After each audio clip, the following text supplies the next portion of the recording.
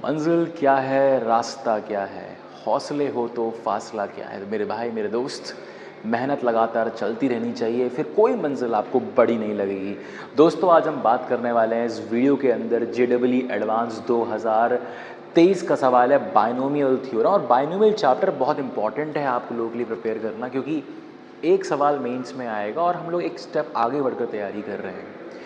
तो क्वेश्चन है आपका, मैं रीड कर देता हूँ। और सिर्फ सवाल नहीं, अगर आपको बहुत सारे सवाल लगाने, एक सवाल नहीं बहुत सारे सवाल लगाने, तो डिस्क्रिप्शन बॉक्स में टेस्ट सीरीज़ के लिंक है, चेक कर लेना। स्टैंडर्ड बुक्स की भी लिंक है। तो क्वेश्चन है आपका जेईई एडवांस 2023 का सवाल। देखते हैं क्या इस सवाल हमारी धज्जियाँ उड़ाता है या हम इसकी धज्जियाँ उड़ाते हैं। बट सवाल देखने के बाद मैं आपको बताता हूँ, मैंने इसको सॉल्व कर लिया और इस सवाल में दम नहीं है। कल जो सवाल आएगा उसमें दम होगा, मज़ा आने वाला है। 2018 का सवाल है, बहुत मज़ेदार सवाल है। मेंस से इससे एक क्वेश्चन आप हर साल एक्सपेक्ट कर सकते हो। एडवांस में कभी पूछता है, कभी नहीं पूछता है, कभी पूछता तो मिक्स भी कर देता है। अब समझते हैं इसके अंदर क्या है। पूछा है कि let a and b to non zero real numbers. बोल दिया जीरो नहीं होगा। क्यों बोला मैं आपको बता देता हूँ। बी डिनोमिनेटर में है, इसीलिए ये कारण है। और ए जीरो नहीं हो सकता, इसका कारण मालूम चलेगा सवाल करते हुए। ठीक है मेरे भाई। Now if the coefficient of x power 5 in this coefficient of x power 5। अरे मेरे भाई सीबीएसई उठाकर देख लो, आपको ऐसे तेरे बहुत सारे क्वेश्चन देखने को मिलेंगे जहां पर पूछ रहा है कि भाई बताओ कोएफिशिएंट ऑफ x पावर 5 क्या, coefficient of minus x power 5 क्या। किसी ने अगर एनसीईआरटी सॉल्व की है तो ये एडवांस का 2023 अरे तो बढ़ गया, जेईई एडवांस 2023 का ही सवाल बचकाना लगेगा, बहुत ईजी लगने वाला है अगर आपने सिर्फ एनसीईआरटी की है तो। आगे लिखा हुआ है coefficient of x power -5 in the expansion of this one. ये दोनों बराबर है। कोएफिशिएंट ऑफ x पावर 5 इसके अंदर and coefficient of x power -5 इसके अंदर, दोनों बराबर है। बस इतनी सी बात है।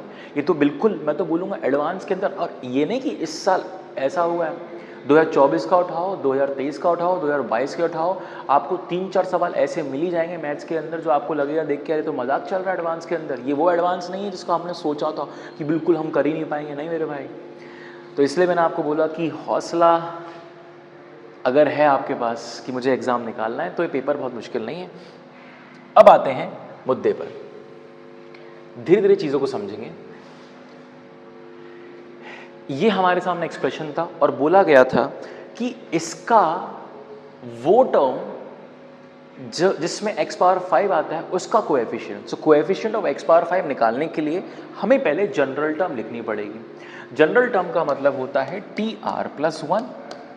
और TR+1 का फॉर्मूला क्या था, NCR into a to the power n-r b to the power n-, ये आपको पता होना चाहिए। ठीक है, तो मैंने सेम चीज़ लगाई, n ये है तो 4CR first term raise to power n-r which is 4-r, second term raise to power r, ये लिखा। अब मैंने इसके बाद क्या किया कि जहाँ जहाँ x नहीं था वो टर्म को, वो फैक्टर्स को साइड में रखा। तो 4CR a power 4-r 70/27 upon b power r, ये लिख दिया साइड में।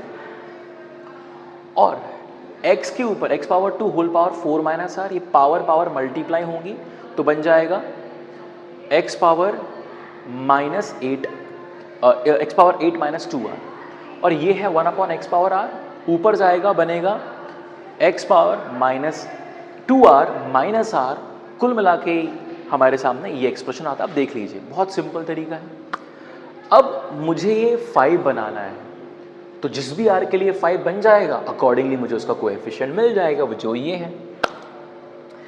अब 8 - 3r, ये अगर 5 है, इसको इधर लेकर आए, इसको इधर लेकर गए तो क्या बनेगा, 8 - 5 is 3, -3r उधर जाएगा बन जाएगा अपना r 3r। तो 3r equal to 3, so r equals to 1। समझ में आया।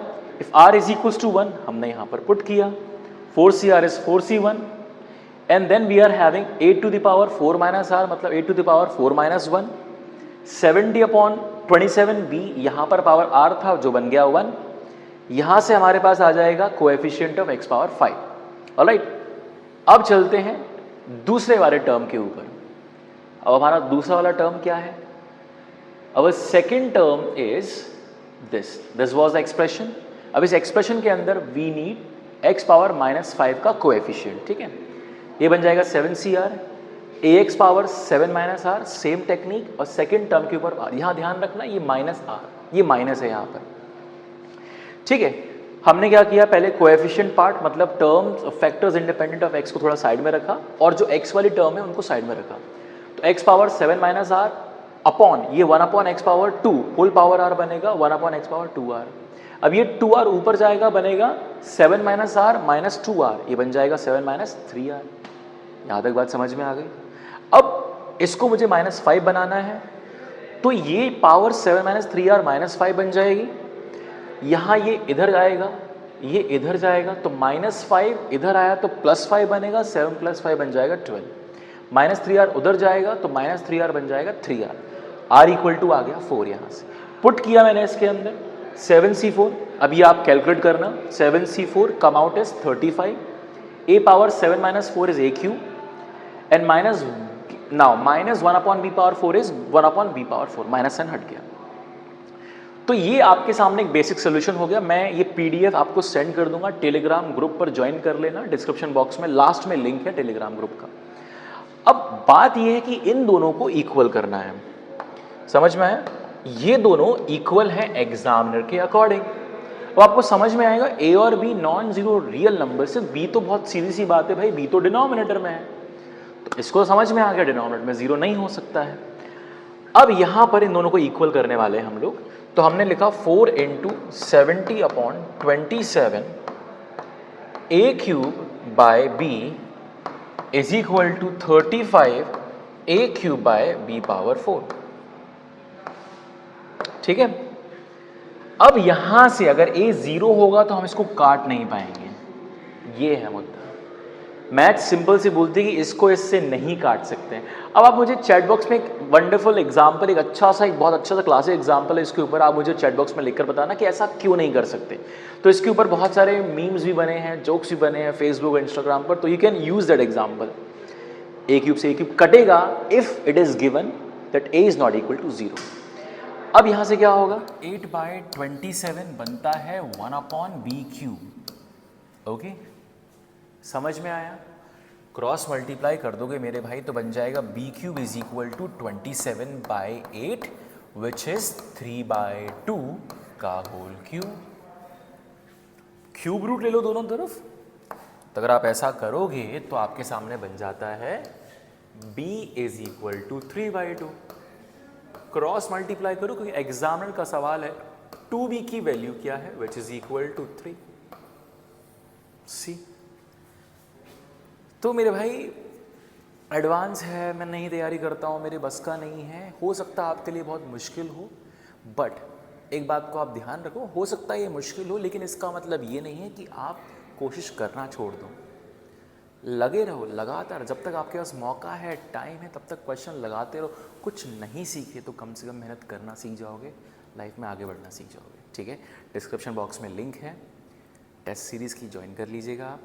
इसके अलावा आपके पास लिंक है डिस्क्रिप्शन बॉक्स में स्टैंडर्ड बुक्स की, that you can go for, and then you are having a link of Telegram group जहाँ पर मैं ये सोल्यूशन पूरा फिर से पेश कर दूंगा आप लोगों के लिए। जिंदाबाद, मिलते हैं अगली वीडियो के अंदर। आई होप वीडियो अच्छा लगा हो। Show your love by hitting the like share and subscribe button.